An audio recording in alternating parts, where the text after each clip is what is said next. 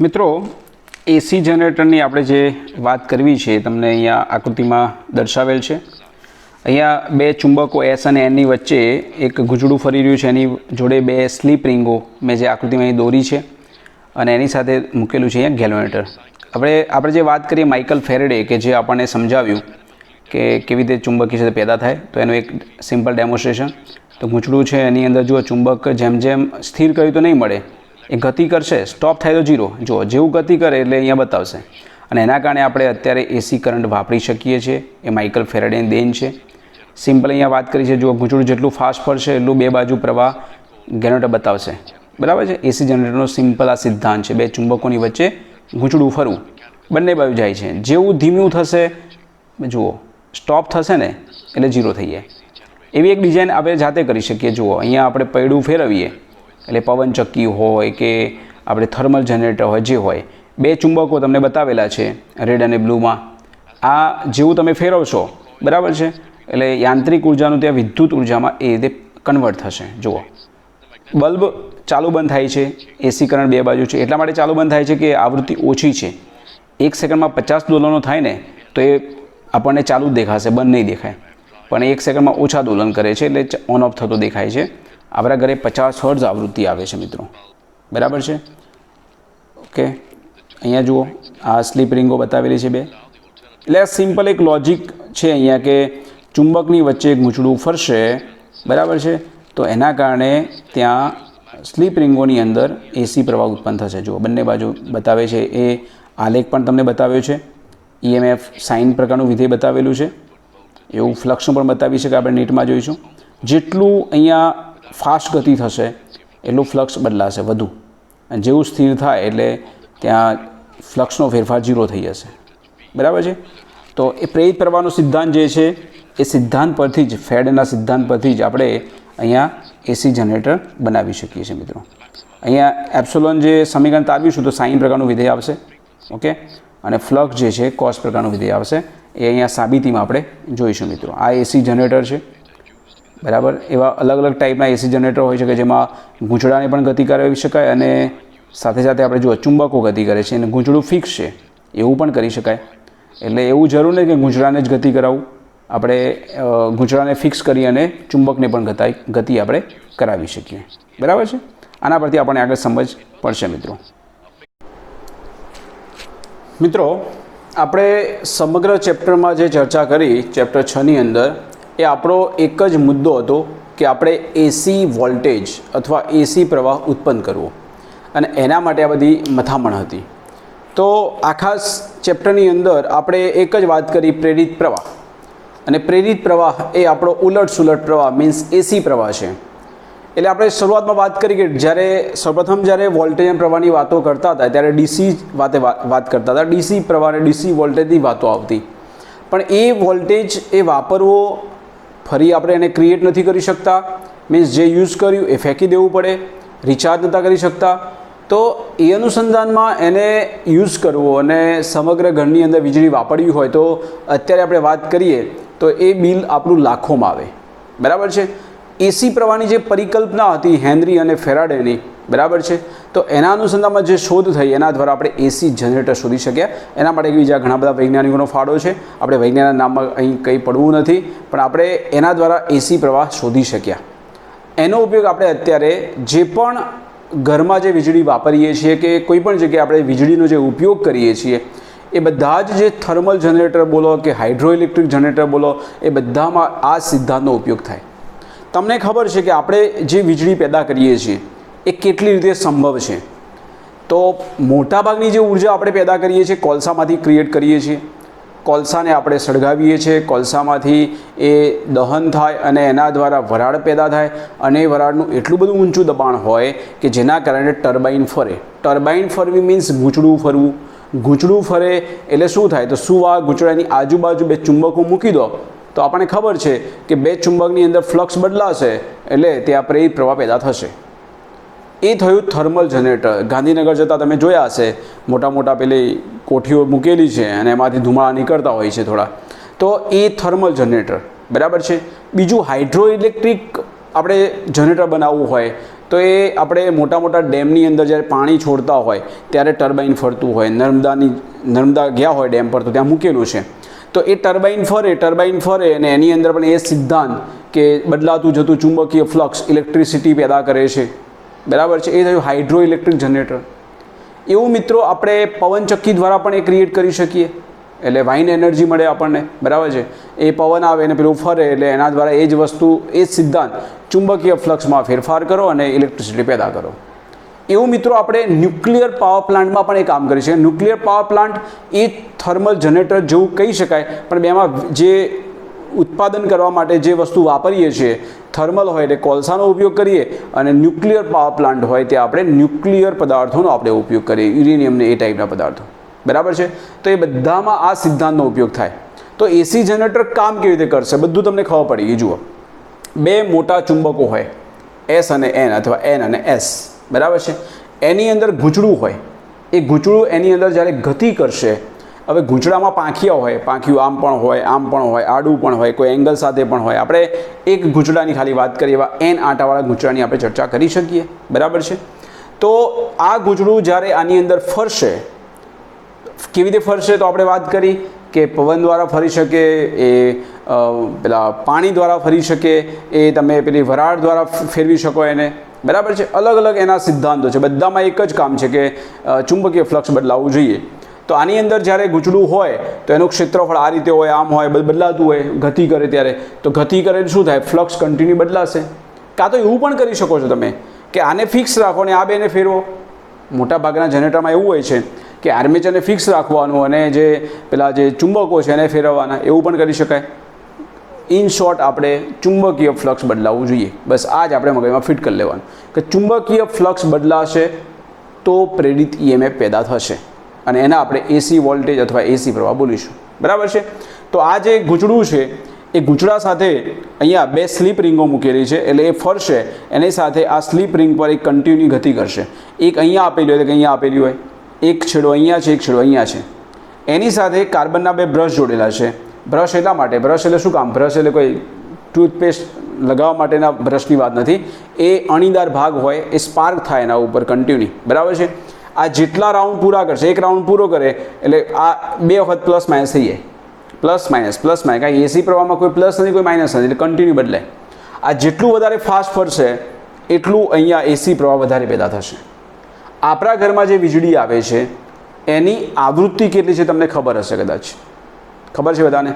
કોઈ પણ ઉપકરણ ઘરનું લઈ લો, બલ્બ હોય કે કોઈ પણ વસ્તુ, એના પર લખેલું હશે, જોજો બરાબર, બલ્બ ઉપર જોજો તો ત્યાં લખેલું હશે બલ્બ ઉપર કે 240 વોલ્ટ 240 વોલ્ટ 50 હર્ટ્ઝ પર કામ કરે છે.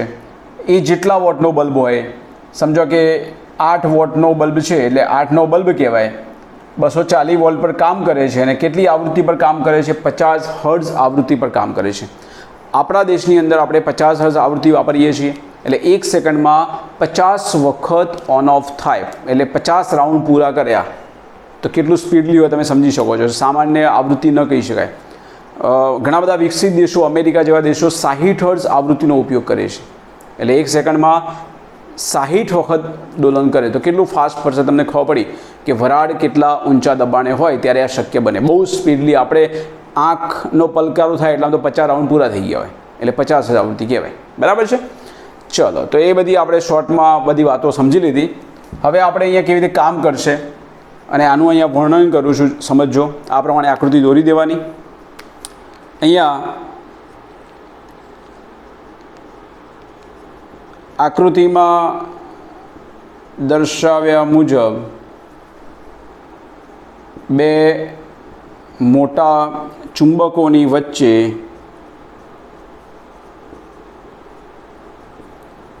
એ જેટલું ક્ષેત્રફળ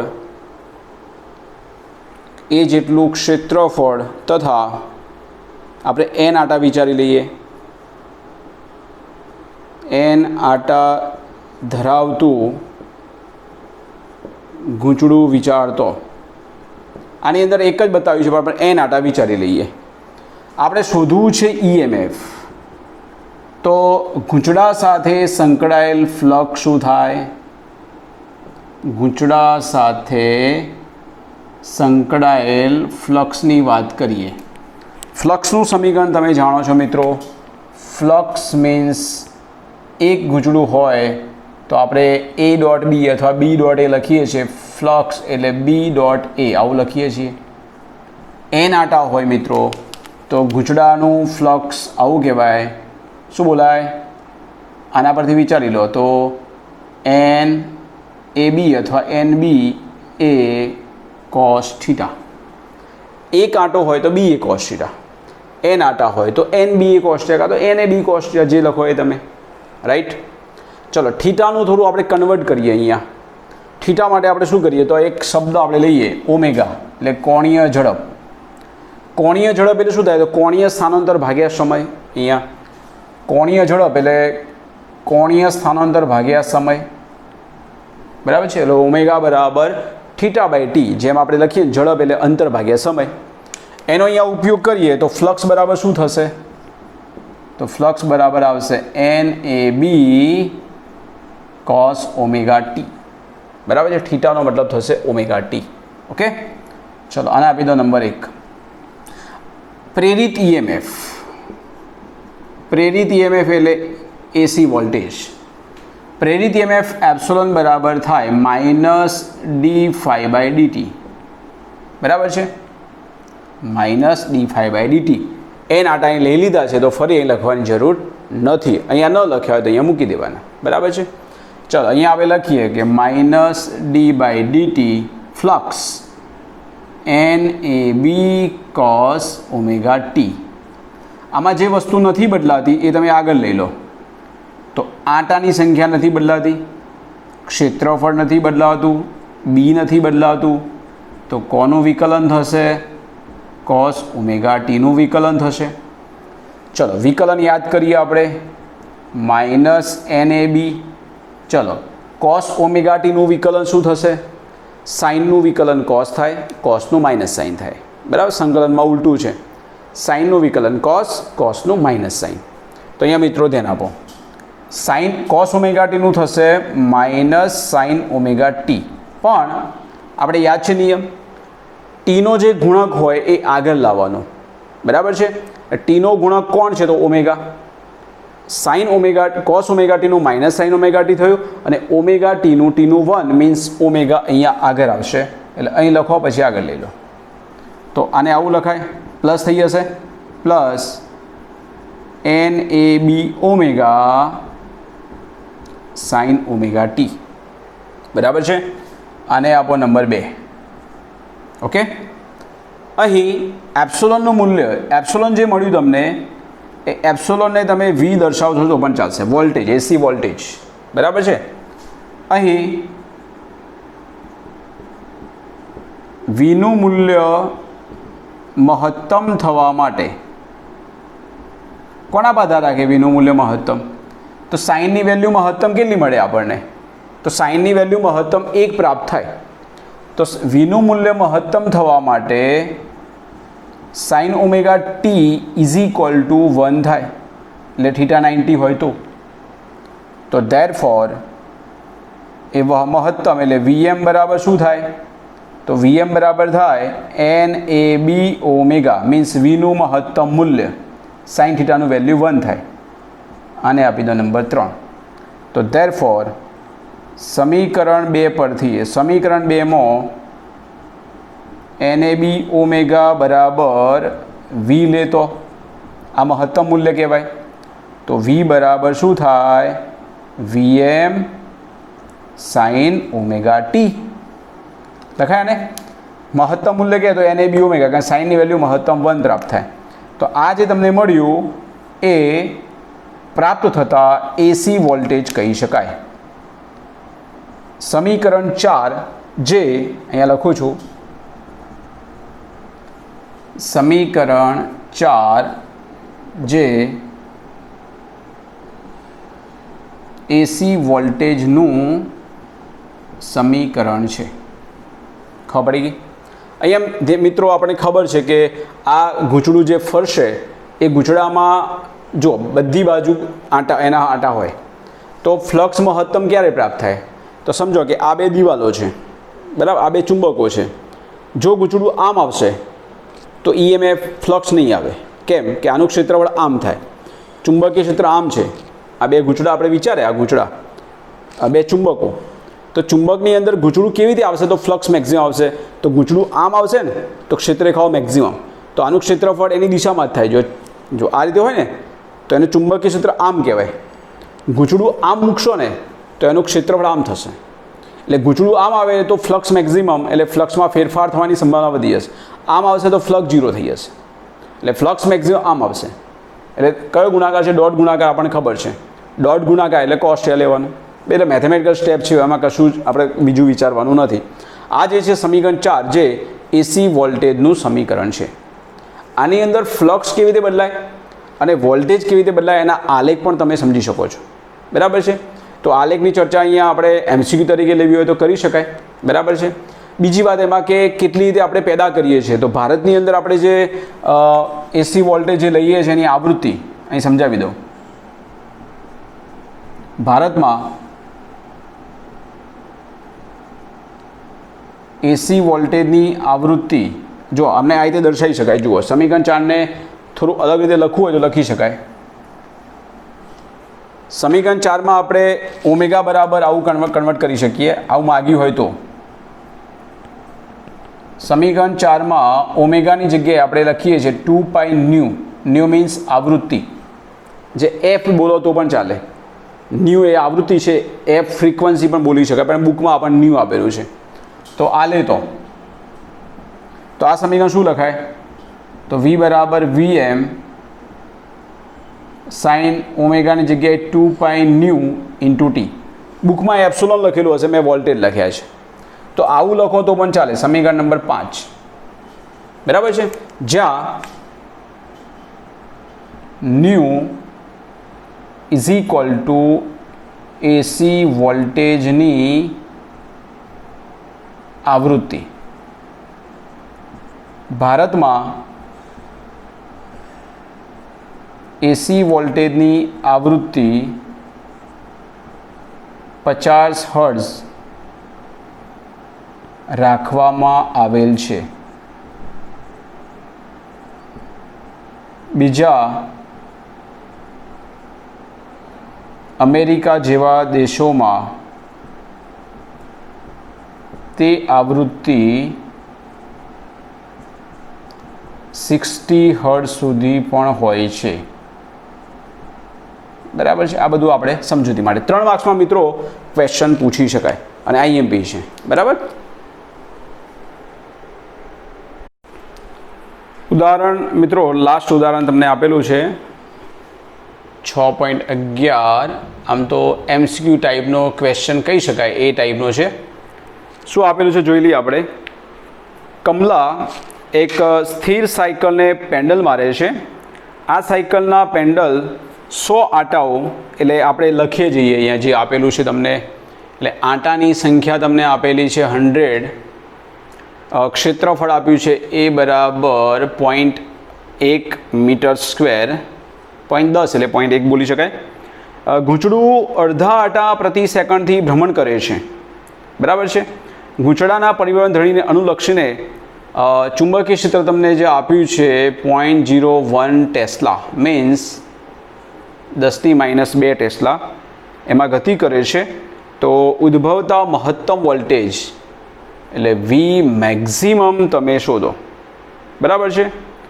ચલો, મેક્સિમમ વોલ્ટેજનું સમીકરણ આપણે વિચારીએ તો શું થશે? ચલો, આપણે જે સમીકરણ જોયું હતું એમાં V બરાબર Vm sin ઓમેગા t, ઉદ્ભવતા મહત્તમ વોલ્ટેજ Vm, આવું કહી શકાય, NAB ઓમેગા. હવે આવૃત્તિ આપણને આપેલી છે, જોઈ લઈએ આપણે આવૃત્તિ શું લખ્યું હતું એમાં. તેમાં લખ્યું હતું કે ગૂંચળું જે છે, ગૂંચળું અડધા આંટા પ્રતિ સેકન્ડથી ભ્રમણ કરે છે. બરાબર છે. અડધા આંટા પ્રતિ સેકન્ડથી, એટલે કે અડધા સેકન્ડમાં એ પરિભ્રમણ પૂરું કરે છે. બરાબર છે. તો અહીંયા આપણે આવૃત્તિ શું થશે મિત્રો? 1 સેકન્ડમાં થતા દોલનની સંખ્યા. તો 1 સેકન્ડમાં અડધો રાઉન્ડ પૂરો કરે છે, તો એની આવૃત્તિ આપણે બોલી શકીએ 0.5. બરાબર છે.